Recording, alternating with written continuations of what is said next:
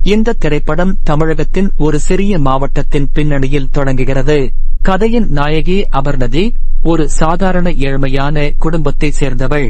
அவளது தந்தை இளவரசு நேர்மையான ஒரு அரசு ஊழியராக பணியாற்றி ஓய்வு பெற்றவர். அபர்ணதியின் குடும்பம் மிகவும் அமைதியான மற்றும் கௌரவமான வாழ்க்கையை நடத்தி வருகிறது. அந்த ஊரில் ஜான் விஜய் ஒரு செல்வாக்குமிக்க அரசியல் தலைவராக வலம் வருகிறார். அவரிடம் சொல்லுனா அதிகாரமும் பண பலமும் இருக்கிறது.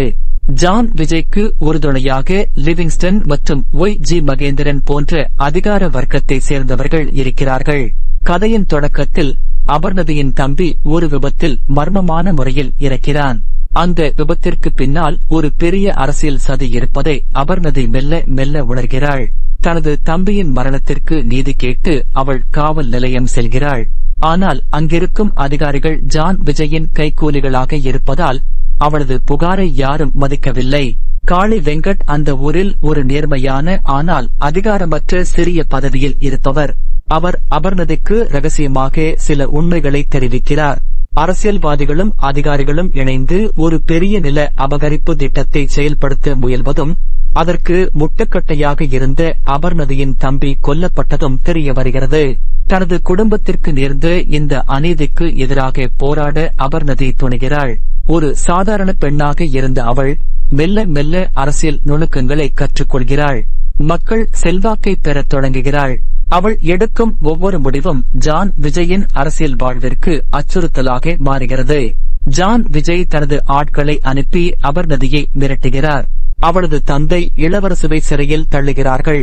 ஆனால் எதற்கும் அஞ்சாத அபர்ணதி சட்ட ரீதியாகவும் அரசியல் ரீதியாகவும் அவர்களை துரத்துகிறாள்.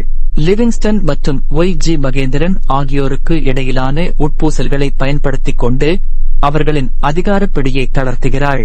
தேர்தல் நெருங்கும் வேளையில் அபர்ணதி ஒரு பெரிய மக்கள் இயக்கத்தை தொடங்குகிறாள்.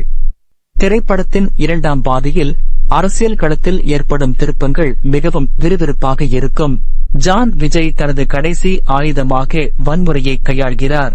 ஆனால் ஊர் மக்களின் ஆதரவுடன் அபர்ணதி அந்த சவால்களையும் முறியடிக்கிறாள். இறுதியில் ஜான் விஜயின் ஊழல்களையும் குற்றங்களையும் ஆதாரங்களுடன் நீதிமன்றத்தில் சமர்ப்பிக்கிறாள்.